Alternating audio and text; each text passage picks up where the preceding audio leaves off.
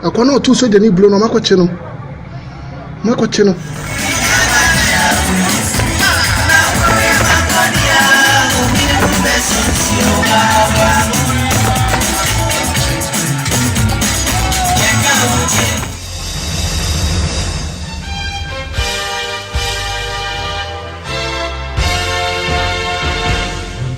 Việt Nam đi chung lòng yêu quốc, bước chân dồn vang trên đường âm người xa,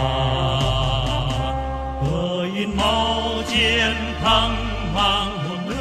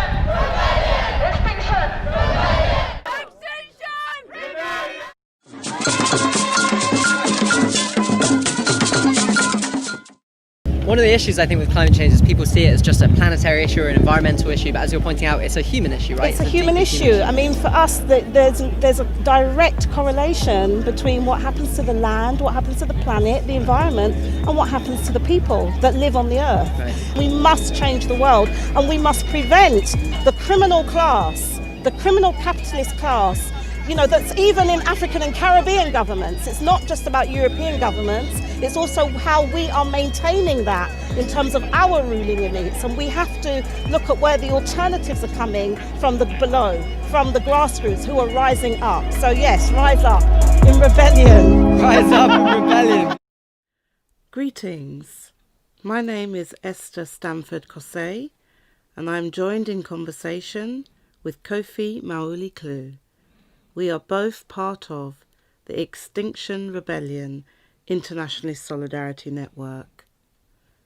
So tell us, Kofi, what is this XR? Is this what you mean when you refer to XR as being an umbrella canopy? Harboring a wide diversity of forces from all communities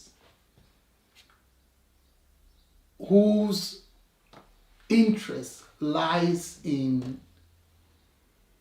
trying to make sense of and find solutions to the now glaring threat posed by the climate and ecological crisis.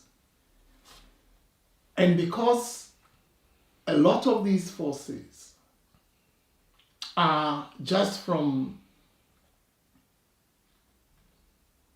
communities of ordinary people, still currently mostly white, because it started in Europe, and its initial formulations and concepts and approaches have been determined by mostly white activists,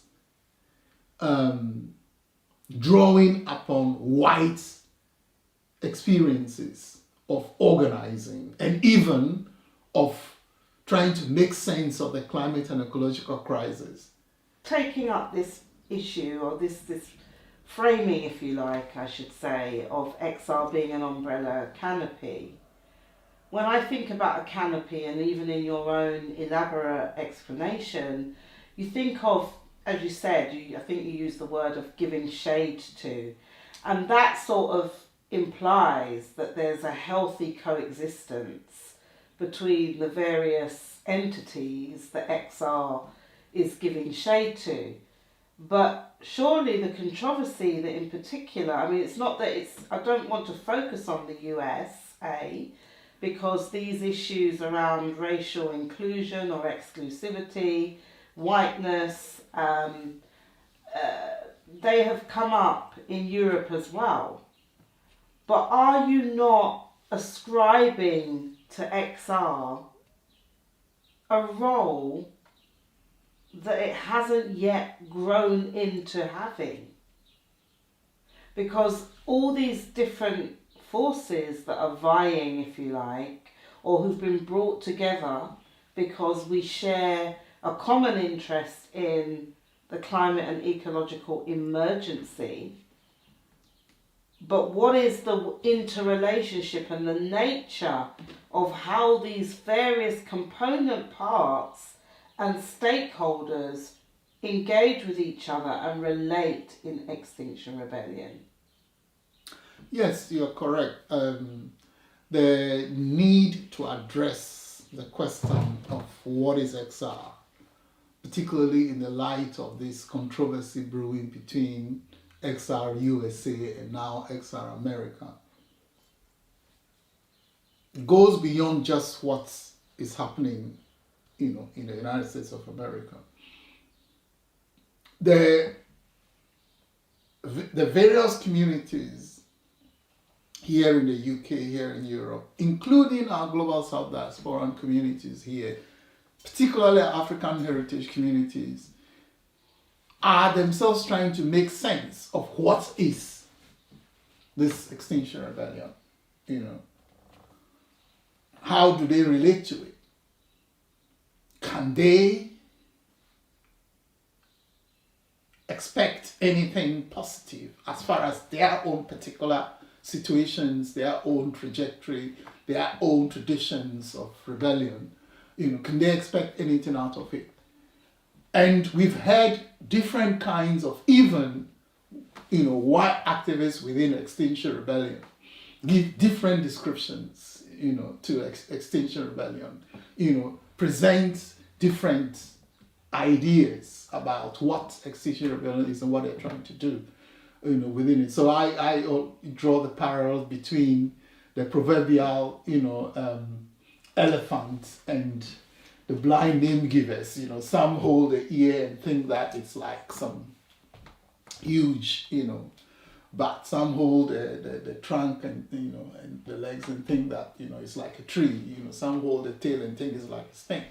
So there are people giving different kind. Even the activists within Extinction Rebellion, some in quite prominent places who are speaking to the media and speaking to audiences, give very, very different views on what they see as a character of this Extinction Rebellion. That may be the case, but Extinction Rebellion does have clearly defined aims and Yes. values. Yes. Okay, so even though yes, that they may be subject to different interpretations. Well, that is the problem. That all these values are so vague, and so generalized, that, for example, Extinction Rebellion itself says that, we welcome all and every part of everybody, and so they make this call to everybody to join them, and that there's no naming and shaming, everybody should be just one happy, family trying to focus on the issues around the climate and ecological crisis and see the emergency and work together to draw attention of governments, to doing something, about it, represent our stakeholders. So that is it. But, in reality, that doesn't concretize what it is. And when I say, it is to me like an umbrella canopy. You see, just picture, a canopy tree, with widespread branches, providing shade, to all kinds of creatures that would find place, amongst the branches of that tree. Now, the different kinds of creatures could actually include those that prey on each other.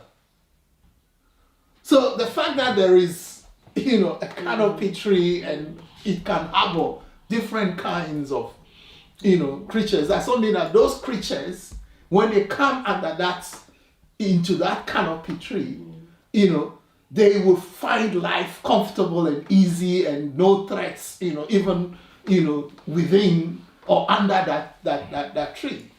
And that is precisely the issue with Extinction Rebellion, that all those who, for various reasons, right, various groups that are coming into Extinction Rebellion have different reasons why they are concerned about the climate and ecological crisis.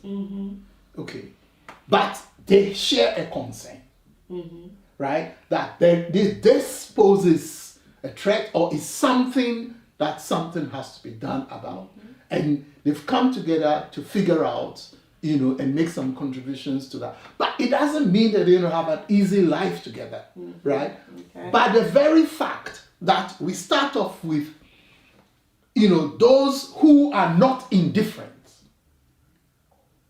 to the climate and ecological crisis, who don't think that is somebody else's business, but who think that there is something they have to do, right? And regardless of what they know, regardless of the experience they have, regardless of their background, they feel that, they need themselves to come together into a space where they can try to do something about it.